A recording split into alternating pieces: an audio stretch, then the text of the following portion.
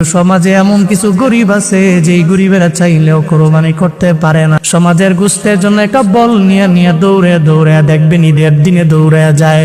কয় কেন রে? কয় সন্তানটা চোখের পানি ফেলা কান্না করে। সমাজের গোশত ছাড়া বিন্দু মাত্র পরিমাণ গোশত ঘরে নাই, কারণ কোরবানির ভাগ বন্টনের মধ্যে নিজের নাম উঠাইতে পারে নাই। এমন অনেক গরিব সমাজে আছে কোরবানির ঈদের দিনেও চোখের পানি ফালায়া ফালায়া কান্না করে।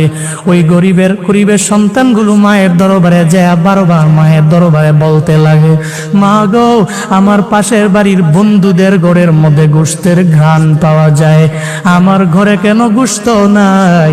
কেন গোশত আমি খাইতে পারবো না? দেখবেন কাপড় দিয়া মায়ের চোখের পানিগুলা বারবার মায়ের মুছে।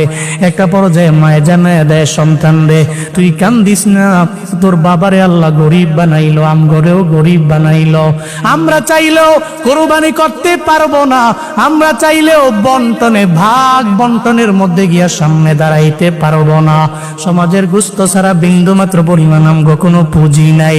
তখন দেখবেন গোশত আনার জন্য মায়ে কয়, তোর বাবার কাছে একটা বল দিয়া দিলাম, একটা গামলা দিয়া দিলাম, এই সন্তানের বাবা একটু সমাজ থেকে গোশত আনেন, রান্না করে সন্তানটারে খাওয়ানো লাগবে। আল্লাহ যারে ধনী বানাইলেন, ওই ধনী একটা বারের জন্য সমাজের গোশতের জন্য বল নিয়ে যাওয়া লাগে না। আল্লাহ তৌফিক দিয়েছেন কুরবানি করার জন্য।